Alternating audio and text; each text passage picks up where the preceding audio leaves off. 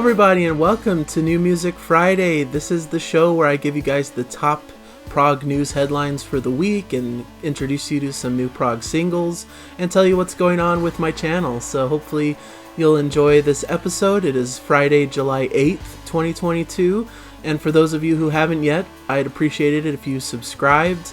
We do this every week, and it's such a fun time, and trying to build a big prog community here, full of people who are like-minded and love a lot of the same music, and sharing in that joy and excitement for new music and what's happening in the world of prog. So please join us if you are able, and thank you all for your support and for viewing this video. And hopefully you'll be interested in the items we've got for you today. A little bit of a light week, I thought, in terms of news items, but a couple interesting things that I wanted to point out. So it might be a somewhat shorter show, but I think there's still some good things to talk about, and I wanted to make sure to come and talk to you guys. It's kind of my weekly regimen that I really enjoy doing, so wanted to make sure I didn't miss the week. So number one, I wanted to mention Porcupine Tree. They score their highest ever UK chart position for Closure Continuation. Really exciting. I know there's a lot of different discourse about the new album and the motivations behind it and things of that nature. And some people really like the album. Some people think it's a little bit lackluster. But of course, I'm a big champion of the band. I really love the new album, as I talked about in my review of it. And in my opinion, any press that comes the way of good prog music is good press, and I think this is a really great achievement for the group. They've hit, I believe they're position number 2 on the chart behind Harry Styles' Harry's House. So number 2 in the UK album chart. Their previous highest charting album was 2009's The Incident, which reached number 23. Goes to show you kind of their rise in popularity over time is really interesting. Even though they've taken a bit of a hiatus, they've only risen in popularity. And this feat also eclipses Steven Wilson's own solo career, where his 2017 album To the Bone reached number 3, and last year's The Future Bites reached number 4. So he's had some success in his solo career, but this is the highest that Porcupine Tree has achieved and that Steven Wilson has achieved in a project. So really exciting, and really shows that it's, prog's not quite dead. There's some life in it and some interest in these types of albums. So I think that's only a good sign for the genre. Closure Continuation is also number 1 in the UK download, physical, CD, cassette, vinyl, rock, metal charts, and the Scottish chart. So really cool that they've achieved that. And there's a lot of different positions that they've reached in different places in Europe. So you can check that out, I believe, on their socials. They've mentioned it and such. So, and of course, they're touring upcoming in later this year, so definitely check them out live as well on their tour. Another announcement here at item number 2, Francis Dunnery's It Bites announced UK dates for January 2023. So Francis Dunnery, of course, is a notable member of the group It Bites from their early days, their first 3 albums, and very notable in the prog community. It's prog adjacent, perhaps a little bit in a poppier direction, but definitely with prog leanings. Their first 3 albums are really, really fun albums that I enjoy a lot. Of course, their later albums, John Mitchell joined the group and brought on a new characteristic for the group, but this is more focused on the early days of the group. Dunnery says we'll be playing the best of It Bites from the first 3 albums. It's prog, and more prog. Great music, great musicians, and a whole lot of fun. What more could any self-respecting prog fan hope for? So it looks like he's joined by guitarist Luke Macken, Tiger Mothtail's Peter Jones on keyboards, Bjorn Freikland on drums, and Paul Brown on bass, as well as multi-instrumentalist Quint Starkey. So cool lineup there. Could be some fun to be had. Just a couple dates on the calendar right now, but should be a fun time for those who enjoy It Bites and who are around in the UK to be able to see it. January 19th in Glasgow is where it kicks off, and January 22nd at the London Bush Hall is the end of the little run of a few dates here. So Item number 3, Robert Fripp, of course, of King Crimson fame, is publishing his first book called The Guitar Circle, a 554-page book that collects much of Fripp's writing about guitar craft and his unique approach to guitar playing, collaborating, and personal development. This will be published through Panegyric Publishing on September 1st. So it's, of course, Robert Fripp is legendary guitarist, legendary figure in the prog world, and it's cool that he's releasing a guitar book that people who enjoy him and enjoy guitar can really enjoy and have fun with. It'll be presented in a limited edition first print hardcover format with cover, inside pages, and jacket, all printed on high-end Italian Fedrigoni paper. All copies will be individually wrapped and boxed. This is the first in a series of books to include the DGM Diaries, Crimson Chronicles, and membership of King Crimson, and personal commentary on living in New York during and after the recording of Exposure at a point in the late 1970s when New York was the fulcrum of a wider cultural rebirth. So really should be a cool book. Should be something to pick up if you enjoy books and prog and guitar discussion, so that should be a fun one. Item number 4, I saw Prog Legends Flash featuring Yes guitarist Peter Banks is releasing a 3 CD live set to be released on September 29th. I actually am not too familiar with Flash, but this kind of drew my attention because of the connection with Yes guitarist Peter Banks, so I thought that was interesting, and a new band for me that I can discover is always something I'm willing to look into.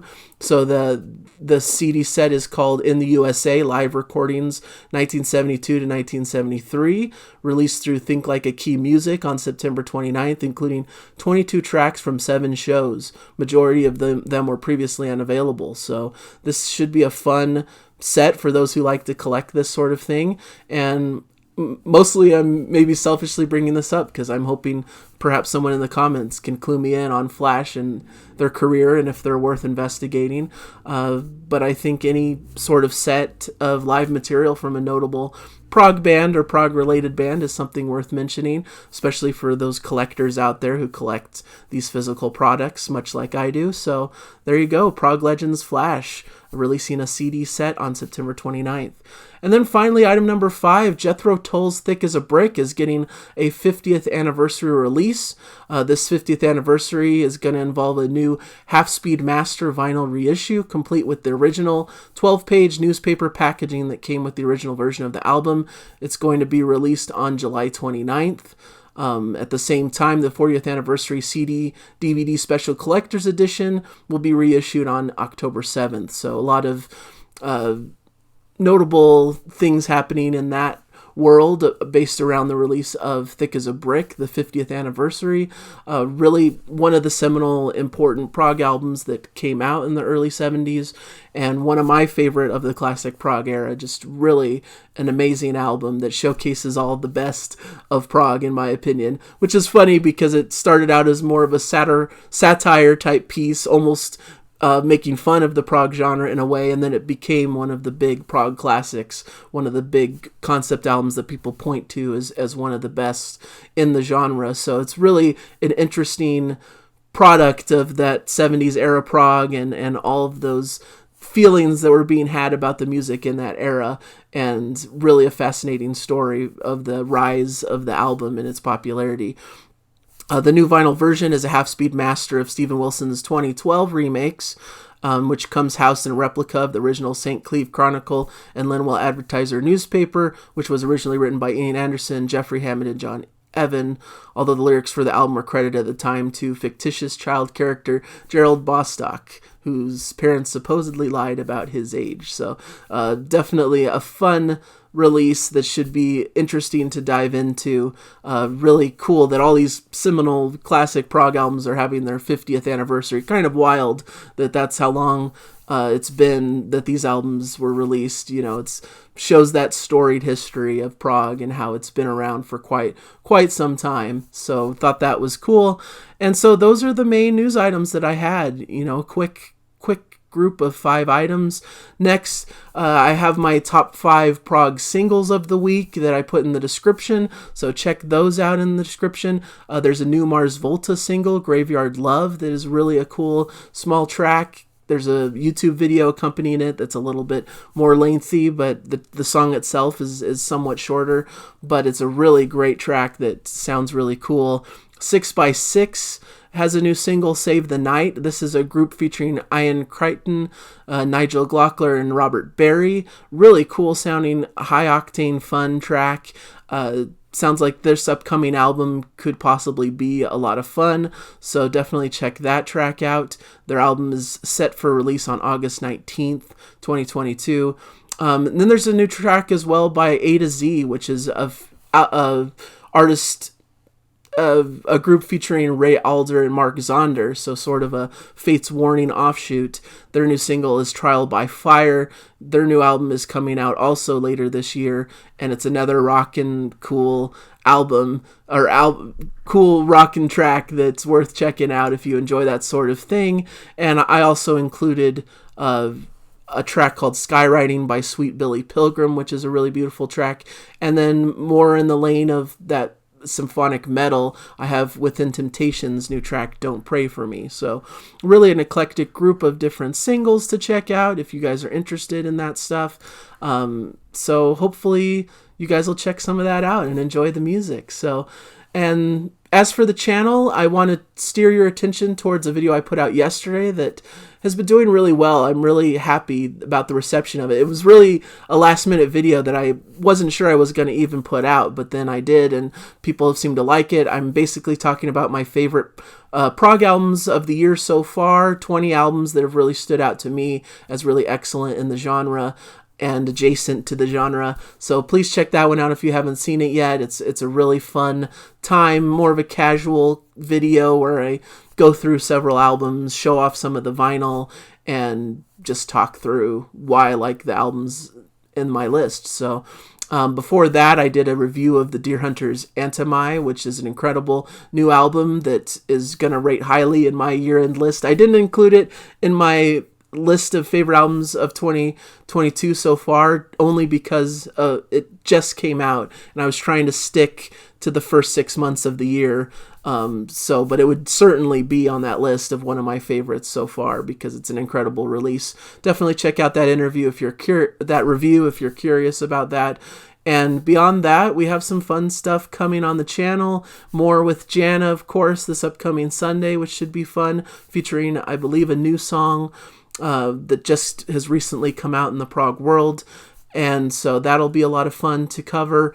And basically, I'm going to do another new music shuffle this week where I'm going to talk about a smattering of different new albums that I've been enjoying, especially in the month of June. So that should be great. A lot of great featured albums there to check out. A lot of people like those shows because it's a good way to get some good music recommendations and such. So, but that's about it for now. Some great things coming down the pipeline a little bit later, some collaborative videos I'm doing with some other YouTubers coming up soon, so it's going to be a good time. This is a great month.